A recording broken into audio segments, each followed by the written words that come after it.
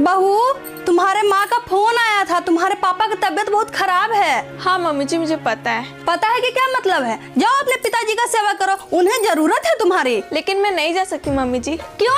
क्योंकि शादी के बाद बहू का असली घर ससुराल होता है, मायका नहीं। वहाँ मेरी भाभी देख लेगी। बेटा, ये सब कहने की बात है, लेकिन मेरा पहला धर्म सास ससुर का सेवा करना है। मम्मी जी, आप भी तो शुगर की पेशेंट हैं। मैं आपको छोड़कर नहीं जा सकती। बहू, सास ससुर की सेवा करना अगर बहू की जिम्मेदारी होती तो भगवान श्री राम सीता माता को अपने साथ वनवास नहीं ले जाते बेटा। लेकिन मम्मी जी, मैं इनसे नहीं पूछी हूँ। कोई जरूरत नहीं है पूछने की। बहुओं को अपने मायके जाने के लिए किसी से पूछने की जरूरत नहीं है। तैयार हो जाओ, मैं भी तुम्हारे साथ चलती हूँ। थैंक यू मम्मी जी, अभी आई। बहू, जीवन में हमेशा एक दूसरे को समझने का प्रयास करो, परखने का नहीं, क्योंकि विश्वास में विष भी होता है और आस भी होता है। ये हम लोग पे डिपेंड करता है कि हमें ग्रहण क्या करना है। तैयार हो जाओ, मैं आती हूँ रेडी होकर।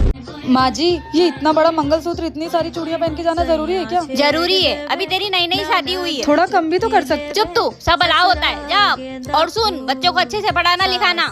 बहुत मुश्किल से तेरे ससुर जी से तेरी नौकरी की परमिशन ली है। जी माँ जी। बहू हमारी सरकारी नौकरी वाली है, इसका मतलब ये नहीं है कि स्कूल में नाक कटा देगी। टाइम से खाना वाना खा लेना और अच्छे से आना। ठीक है माँ जी, मैं निकलती हूँ।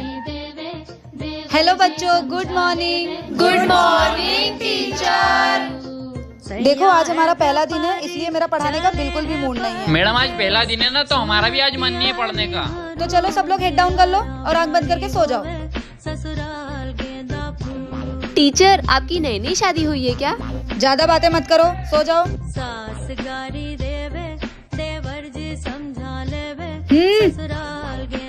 चलो, लेक्चर खत्म हो गया, कल मिलते हैं। Bye teacher. क्या आपको भी ऐसी टीचर चाहिए?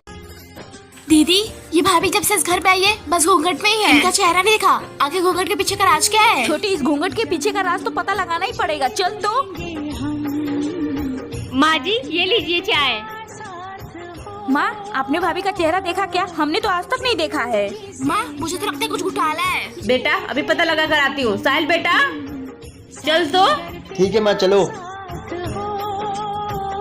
बहू सुन, जब से तू इस घर में आई है, हमेशा घूंघट में क्यों है? तेरा चेहरा भी नहीं देखा हम लोग ने। हाँ भाभी, ये घूंघट हटाइए तो मैं भी तो देखूं ये घूंघट के पीछे चेहरा कैसा है। नहीं नहीं देवर जी, एक बाबा ने बोला था शादी के 10 दिन बाद ही मैं अपना चेहरा दिखा सकती हूँ सबको। मुझे तो कुछ गड़बड़ लगती है माँ। एक कप चाय बना के लेकर आ।